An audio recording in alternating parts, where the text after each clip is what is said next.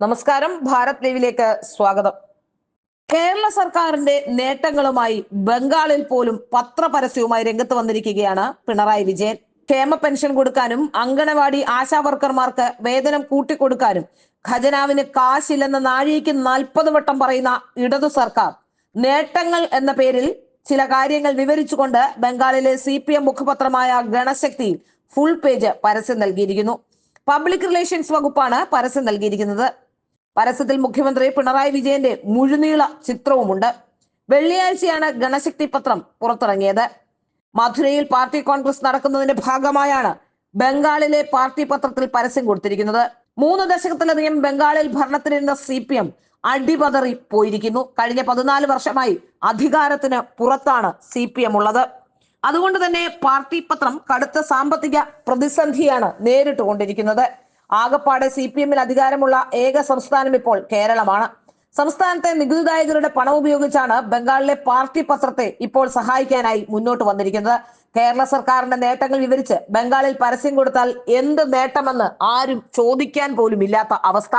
ധൂർത്തിന്റെ ഓരോരോ പുതുമാതൃകകൾ എന്ന വിമർശനം പോലും ഉയരുന്നുണ്ട്. സംസ്ഥാനം കടുത്ത സാമ്പത്തിക പ്രതിസന്ധിയിലൂടെ കടന്നു പോകുന്നു എന്ന് മന്ത്രിമാർ നിയമസഭയിലടക്കം നിരന്തരം പറഞ്ഞുകൊണ്ടിരിക്കുകയാണ്. ഇത്തരം ദുരിതകാലത്ത് ഇങ്ങനെ പണം ചെലവഴിച്ച് ബംഗാളിൽ കേരള സർക്കാരിന്റെ പ്രചരണം നടത്തേണ്ടതുണ്ടോ എന്ന ചോദ്യവും ഉയരുന്നുണ്ട്. കമ്മ്യൂണിസം പ്രൊമോട്ട് ചെയ്യേണ്ട ആവശ്യം സർക്കാർ ചെലവിലുണ്ടോ എന്ന സംശയവും ഉയരുന്നു.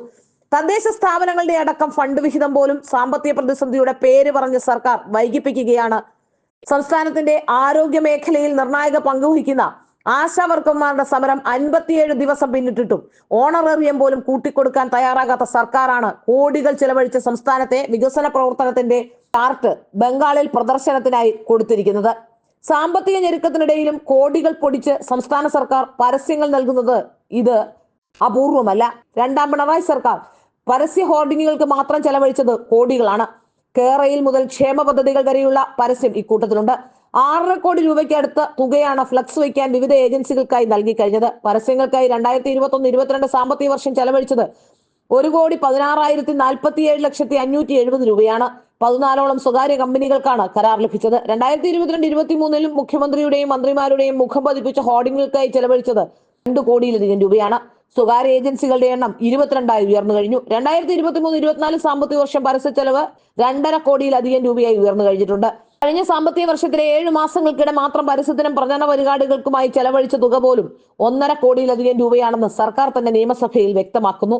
ഭരണം പോലും ഇല്ലാത്ത ബംഗാളിൽ എന്തിനാണ്, അവിടെ ഒരു പാർട്ടി ഓഫീസ് പോലും സംരക്ഷിക്കാൻ കഴിയാത്ത ബംഗാളിൽ എന്തിനാണ് ഇങ്ങനെ പണം ചെലവഴിച്ചുകൊണ്ട് കമ്മ്യൂണിസത്തെ വളർത്താനായി, പാർട്ടി പത്രത്തെ നിലനിർത്താനായി കേരളത്തിലെ നികുതിദായകരുടെ പണം ഉപയോഗിക്കുന്നത്?